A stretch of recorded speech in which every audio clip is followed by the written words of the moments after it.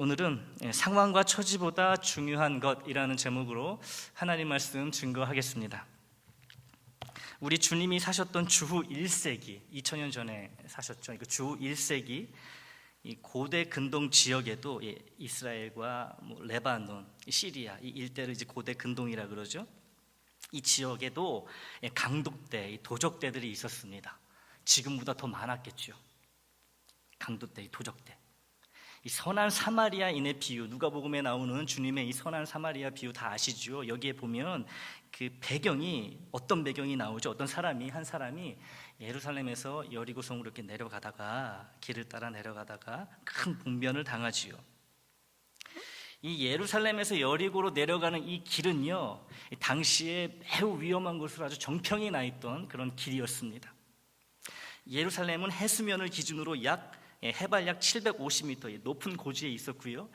여리고성은 해수면보다 약 250m 정도 이렇게 낮은 곳에 있었어요. 그러니까 높이로 치면은 이 예루살렘과 여리고성은 한 1000m 정도의 차이가 납니다. 그러니까 쭉 길을 따라 내려가는 거죠. 내려가는 거예요. 예루살렘을 기준으로 여리고 내려갈 때는. 그리고 이 길의 길이는요, 약 17마일에서 17마일. 이 1000m의 이런 1000m 아래로 내려가면서 그 길의 길이가 17마일이었는데 아주 가파르고 아주 험준한 그런 길이었다고 합니다. 이 사막 지역이니까 그 길이 건조하고요, 이 바위 투성이었어요. 그러니까 길 주변에는, 그러니까 예루살렘에서 여리고로 내려가는 이 길고 이 협소하고 이 아주 험난한 이 길 가운데는요, 이 적절히 피할 곳이나 물이 없었다고 합니다. 그러니까 굉장히 험한 길이죠. 근데 이 길로 다닐 수밖에 없는 거예요. 여리고에서 예루살렘으로 올라가려면 이 길을 따라 올라가야 되는 거고요. 또 반대로 예루살렘에서 여리고로 내려가려면 이 길을 피할 수가 없습니다. 꼭 이 길만을 가야 했던 거예요. 그래서 이렇게 굴곡과 협곡과 이렇게 험한 이곳에 이 강도떼와 이 도적떼들이 숨어서 이렇게 못된 짓을 하기에는 안성맞춤이었다는 것이지요. 여러분, 나에게 불편한 곳이요, 누군가에게는 반드시 편한 곳이 됩니다. 이 세상 이치가 그렇잖아요. 그러니까 보통 사람들에게는 이 길이 참 험준한 길이고 어렵고 피하고 싶은 길이지만 이 강도들과 도적들에게는요, 여기만큼 좋은 길이 없는 거예요. 습격하면 되니까. 그래서 예수님 당시에 이 길을 여행하는 사람들은 도적들에게, 이 강도들에게 습격을 당해서 봉변을 당하기 일쑤였다는 것이지요. 그러니까 지금 선한 사마리아인의 비유, 강도 만난 사람이 다 죽어가고 있잖아요. 바로 이러한 배경 가운데에 예루살렘과 여리고를 이어주는 이 험한 길, 여기서 강도들을 만나가지고 지금 막 매맞아가지고 여러분 반 죽었잖아요. 다 죽어가잖아요. 그래서 당시에 이 길을 오가는 사람들은 종종 무리를 지어서 함께 다녔다고 합니다. 무리를 지어서. 아니면은 무장한 호위, 군사, 보디가드 고용해가지고 이 길을 지나다녔다고 해요. 그렇겠죠. 그래서 이 사마리아인 비유를 예수님께 직접 들었던 이스라엘 사람들은 이 한 사람이 혼자서 이 위험천만한 길을 가다가 이 강도를 만나 다 죽게 되었다는 이런 설정에, 예수님의 이야기에 당연한 듯 고개를 끄덕였을 것입니다. 아휴, 거기가 어디라고 혼자를 가. 당연히 그러다 보면 저런 일이 나지, 저런 사단이 나지. 다 고개를 끄덕였을 거예요. 이 상식밖에 일이니까요. 지금 예수님의 비유 말씀은 실제 사건에 관한 말씀은 아니에요, 여러분. 언젠가도 말씀드렸지만 비유 말씀은 사실이 아닙니다. 사실이 아니에요. 탕자, 실존했던 인물이 아닙니다. 예수님이 만들어낸 가상의 인물이고 가상의 사건이에요. 하지만 예수님의 이 비유 말씀의 특징은 뭐냐면 당시 주변에서 얼마든지 발생할 수 있는 매우 개연성 높은 소재나 현상을 사용하여서 사람들의 관심을 집중시키고, 그리고 그 말씀을 들어서 이해를 하든 못하든 일단 그 말씀을 들으면 사람들의 기억에 오래 남았다라는 것이죠. 이게 예수님의 말씀이, 비유 말씀이 가지고 있는 특징이에요. 그런 힘이 있습니다. 그리고 지금도 이 비유의 힘은 계속 이어지고 있죠. 여러분, 탕자 비유 다 아시지요? 한 번 들으면 잊을 수 없잖아요. 이 선한 사마리아인 비유도 그렇고요, 이 씨 뿌리는 자의 비유도 그렇고, 부자와 거지 나사로도 그렇고, 이 비유 말씀의 힘이라고 할 수가 있습니다. 이 강도에 대한 이야기가 오늘 설교의 첫 부분을 차지하고 있는 이유는 오늘 본문 말씀을 이 강도들과 연결지어 생각하고 이해하고 적용해야 하기 때문입니다.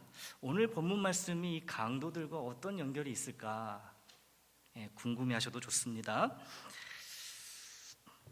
예수님 당시에 그 여행자를 대상으로 이 강도짓을 벌였던 이 도적들은, 이 강도들은 그 여행자의 이 전대, 지갑이죠. 지갑에서 돈을 발견했을 때만 여행자를 죽였다고 합니다. 급습을 했어요. 여행자가 지나가는데 이 강도 떼들이 보고 가가지고 붙잡았습니다. 보니까 지갑에 돈이 너무나 많은 거예요. 그러면 돈만 뺏고 돌려보내면 되는데 돈이 있기 때문에 돈도 뺏기고 목숨도 빼앗겼다라는 거예요. 왜 돈도 빼앗고 목숨도 빼앗았을까요? 나중에라도 돈을 빼앗긴 사람이 자기들을 알아보고 저 사람이 나의 돈을 뺏어간 강도라 그러면 어떻게 될까요?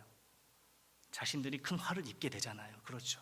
그러니까 아예 그런 위험을 없애기 위해서 여러분 돈도 뺏고 목숨을 빼앗아갔던 거예요. 죽였다는 것이지요. 그런데 재미난 사실은, 그러면 돈이 없는 그런 여행객은 어떻게 되는가? 돈이 없으니까 더 쉽게 이 살해를 당했을까요? 그렇지 않았다는 거예요. 오히려 돈이 없는 사람은 걱정할 것이 없었다는 거예요. 진짜 재미있는 것은요, 만약에 여행객이 돈도 없고 여행 중에 다쳤습니다. 어려운 상황에 있으면 이 강도들이, 그 당시 강도들이요, 그 사람을 불쌍히 여겼다라는 거예요. 돈도 없지, 거기다가 다쳤지, 먹을 것도 없지. 그러면 이 강도들이 오히려 가가지고 그 사람을 돌봐주고 자기들의 먹을 것도 나눠주고 가던 길을 잘 갈 수 있도록 이렇게 보살펴줬다는 것이지요. 참 재미난 사실입니다.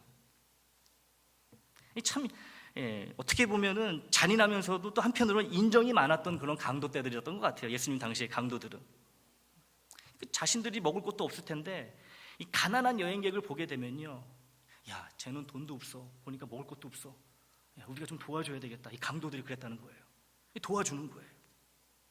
그리고 자신들이 먹을 것을 준 대가로 강도들 자신들에게 필요한 신발이나 옷 또는 다른 물건들을 그 여행자로부터 취했다고 합니다. 취했다고 해요. 옷을 빼앗기고 신발을 빼앗기고 물건을 빼앗겨도 먹을 것을 주고 돌봐준 강도들 덕분에 목숨을 건질 수 있었기 때문에 아무도 강도들을 원망하지 않았다는 거예요. 목숨을 살려줬으니까. 여러분 이해가 되십니까? 오히려 돈이 있으면 빼앗기고 목숨도 잃게 되는 거예요. 근데 아무것도 없잖아요? 그럼 걱정할 게 없는 거예요. 먹을 게 없어도 먹여주는 거예요. 강도들이 잘 보내줍니다. 기껏해야 가지고 있는 거 빼앗긴다는 것이죠. 이런 목숨에 비하면 그깟 옷하고 신발 그리고 다른 소지품들 빼앗겨도 아까울 게 뭐가 있겠습니까? 안 그래요? 살았는데, 먹을 것도 먹게 되고 살았는데 오히려 고마워하는 마음이 들겠죠. 강도들에게. 오늘 본문을 다시 보기를 원합니다. 마태복음 10장 9절 10절 말씀이에요. 같이 읽습니다. 시작. 너희 전대에 금이나 은이나 동을 가지지 말고 여행을 위하여 배낭이나 두벌 옷이나 신이나 지팡이를 가지지 말라. 이는 일꾼이 자기의 먹을 것 받는 것이 마땅함이라. 아멘. 주님이 이 말씀을 하시기 전에 12 제자에게 더러운 귀신을 쫓아내며 모든 병과 모든 약한 것을 고치시는 권능을 주십니다. 귀신을 쫓아내는 권세, 그리고 병을 고치는 권세, 이 권능을 주셨어요. 그리고 주님이 말씀을 하시는데 이어지는 말씀 중에 한 부분이 오늘 본문인 것이, 주님이 주신 이러한 권능을 받고 제자들이 찾아가야 할 곳은 제자들이 찾아갑니다. 이스라엘 집에 잃어버린 양이 있는 모든 곳이 이 권능을 받은 제자들이 가야 하는 그런 장소가 됐어요.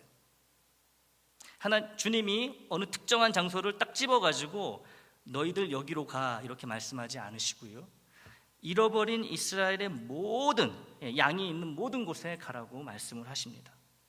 그러니까 다 가야 되는 거예요. 이스라엘 전역이 다 그들이 가야 하는 곳이 됩니다.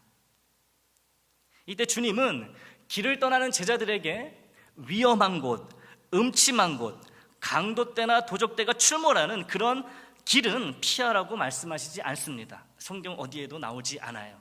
얘들아, 이쪽으로 가면 위험하니까, 특별히 그 예루살렘과 여리고를 잇는 그 길은 절대로 가면 안 돼. 사마리아인 비유 들었지?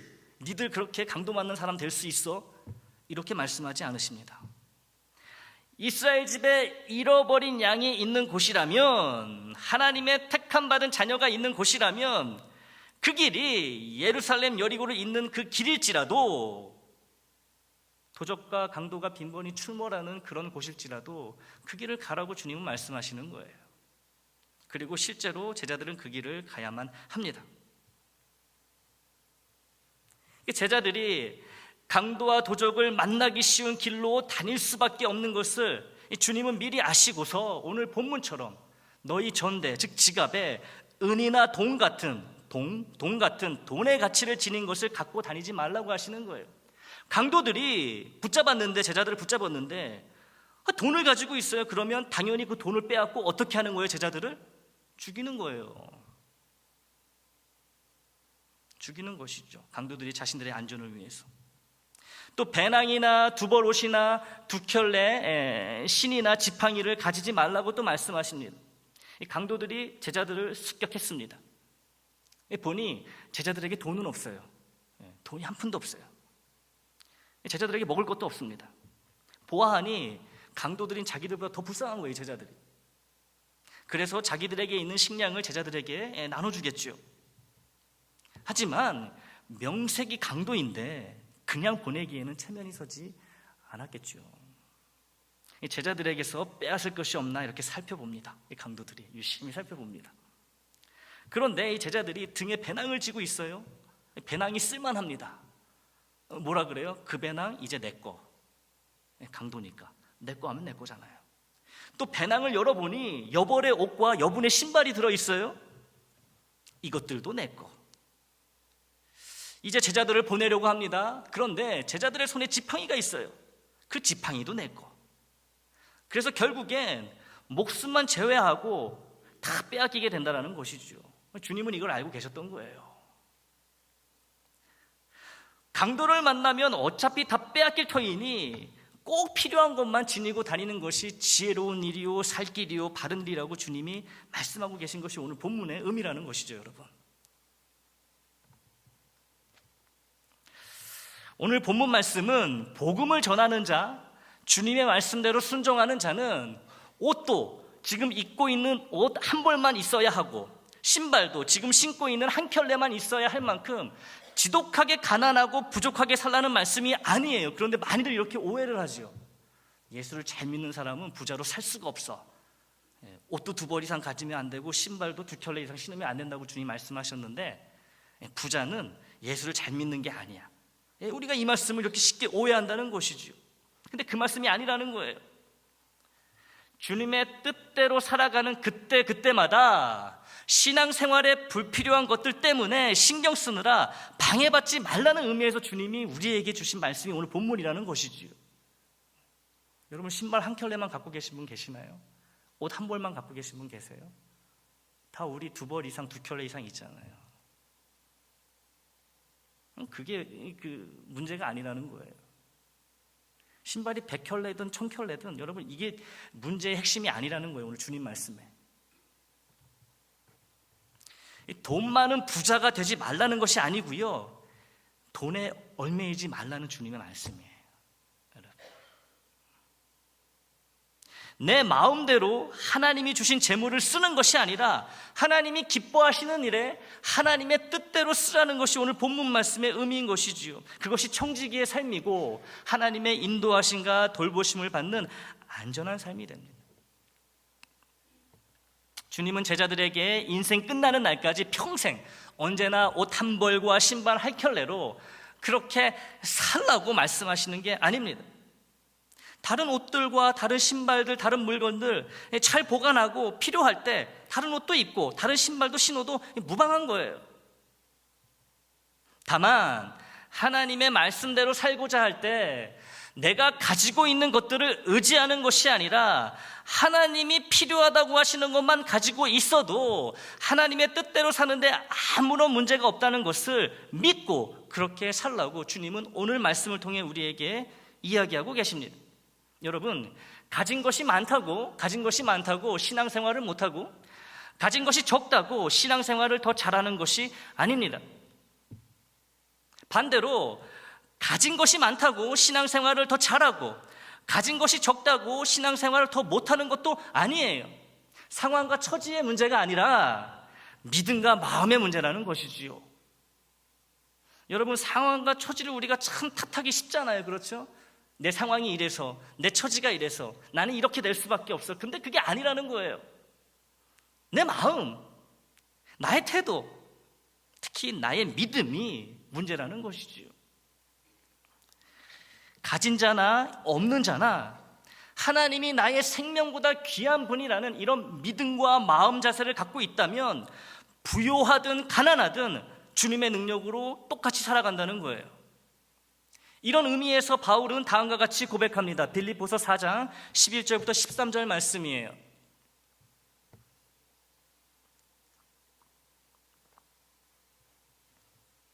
제가 한 절, 여러분이 한 절 교독하겠습니다. 내가 궁핍함으로 말하는 것이 아니니라 어떠한 형편에든지 나는 자족하기를 배웠노니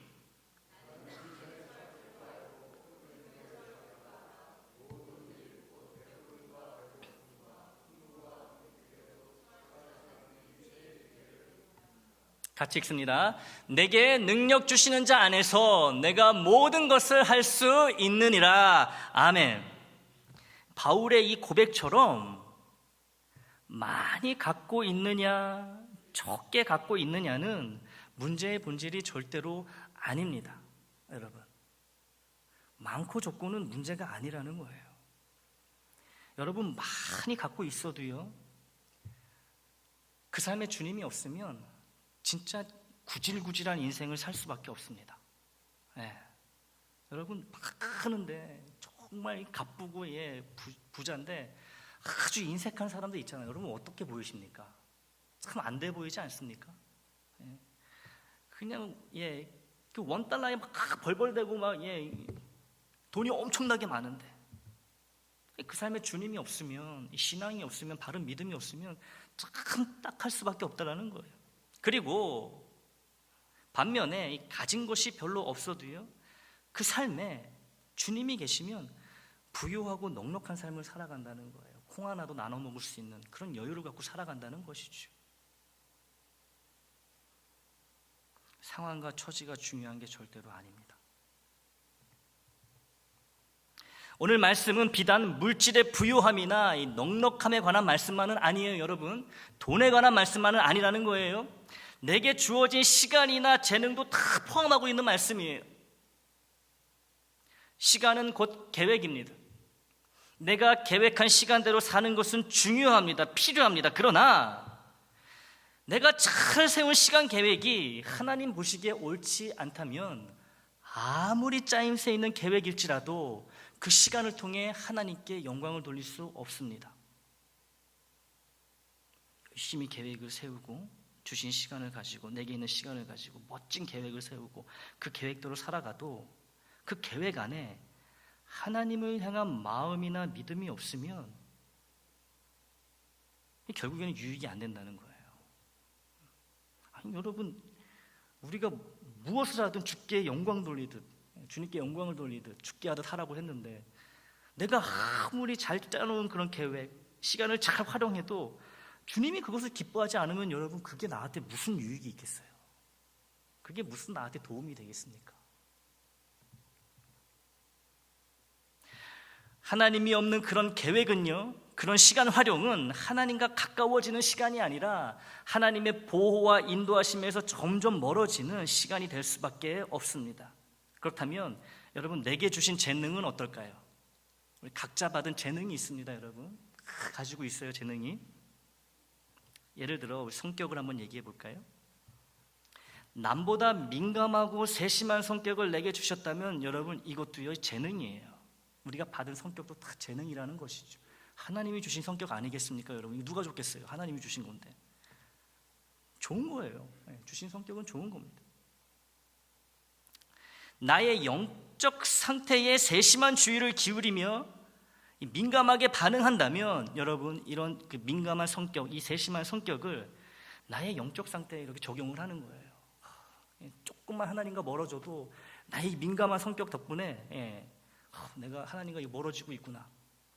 다시 십자가를 붙들어야 되겠다. 내가 다시 말씀하여 서야 되겠다. 이렇게 여러분 활용한다면은, 그래서 더 나은 믿음으로 주님과 더 친밀한 관계를 맺게 된다면 여러분 세심하고 민감하고 예민한 성격도요 나에게 큰 은혜가 된다는 거예요. 성격 가운데 하나님이 계신다면은.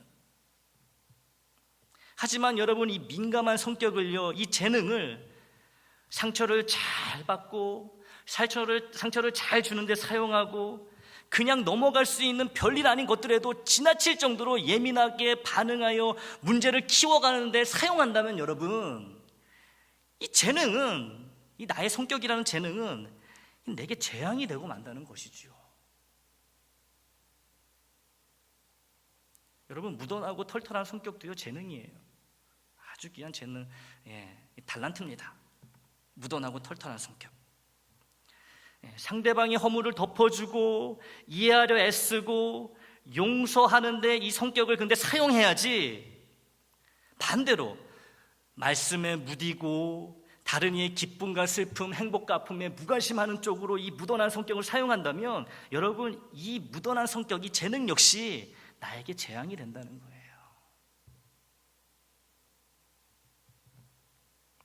우리는 이렇게 생각하는 경향이 있는 것 같아요. 돈은 많으면 좋고 가난은 나쁘다. 몸이 건강해야 좋고 약하면 나쁘다. 무던한 성격이 좋고 예민한 성격은 나쁘다. 시간은 많을수록 좋고 시간이 적으면 나쁘다. 계획대로 되면 좋고 계획대로 안 되면 나쁘다.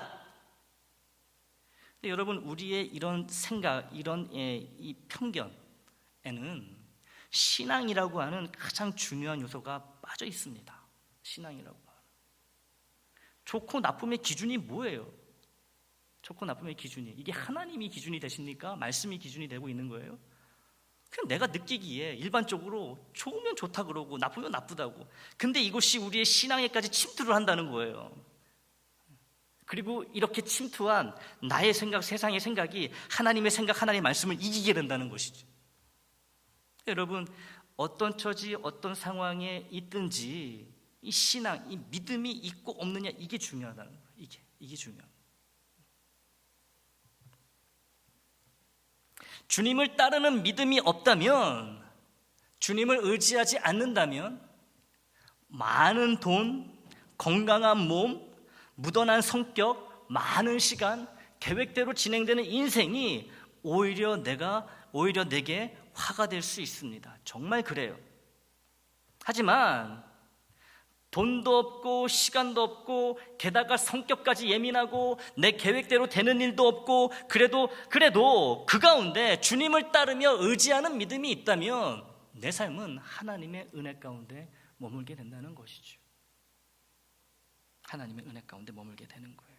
없어도, 약해도, 되는 일이 없어도 은혜 가운데 거하는 거예요.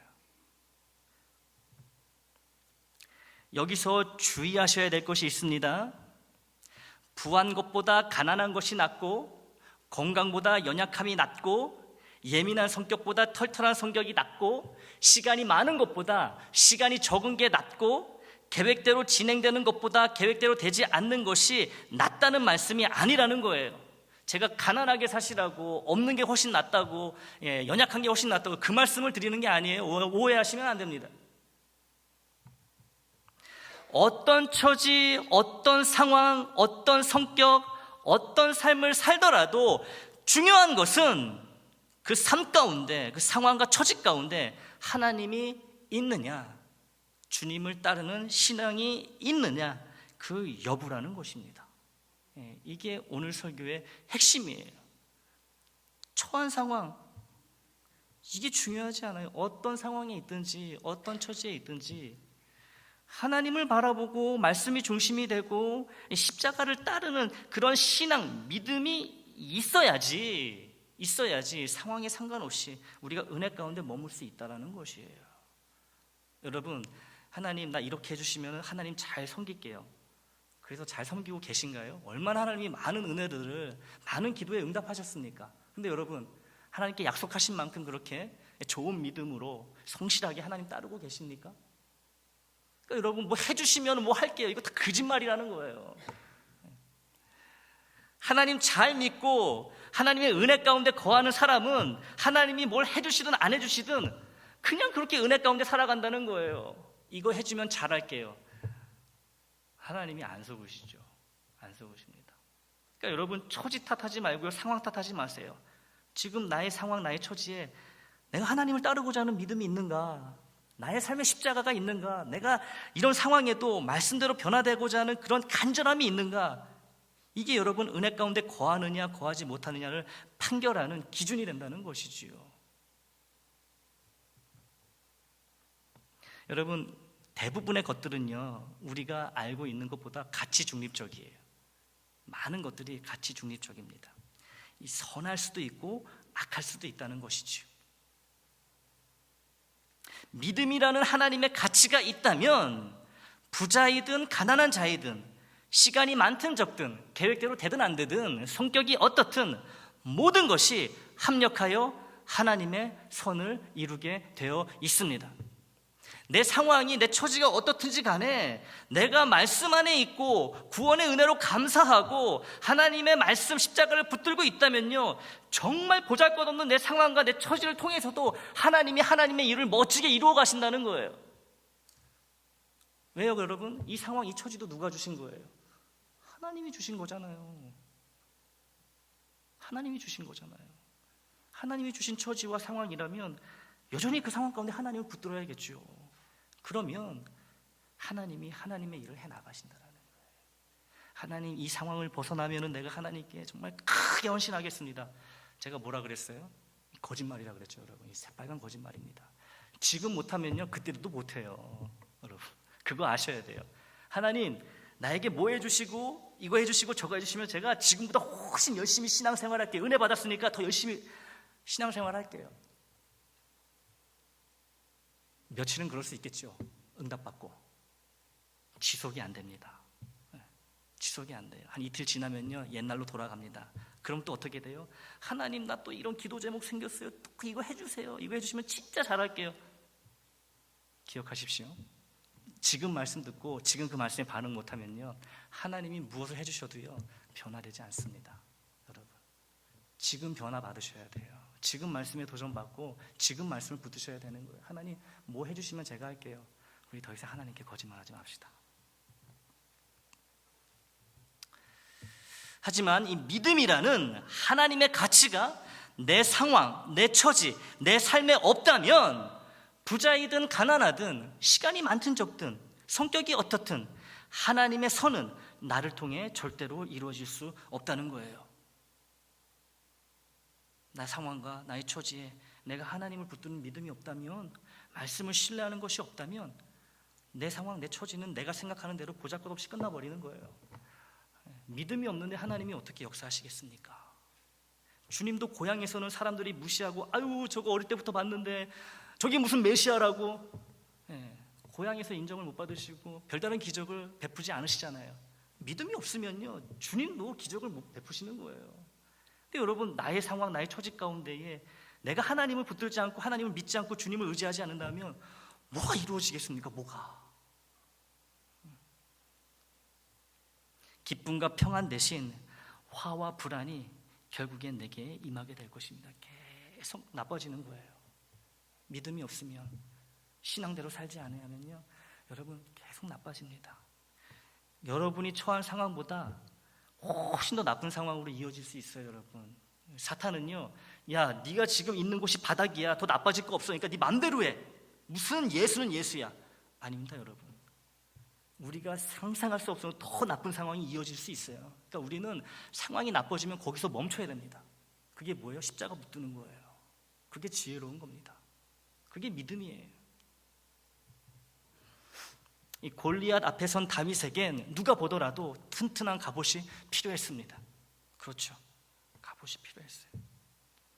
하지만 다윗은 그 갑옷이 자신에게 전혀 도움이 되지 않고 오히려 화가 된다는 것을 알고 과감히 그 갑옷을 벗어 던졌습니다.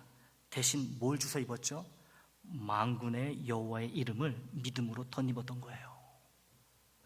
덧입었던 거예요. 그리고 승리했습니다. 믿음으로 승리한 거예요.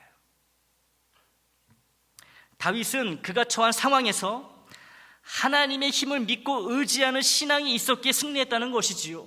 그 처지, 그 상황에서 어떻게 다윗이 승리합니까? 골리앗을, 그 거인을. 근데 믿음이 있으니까 이겼다는 거예요.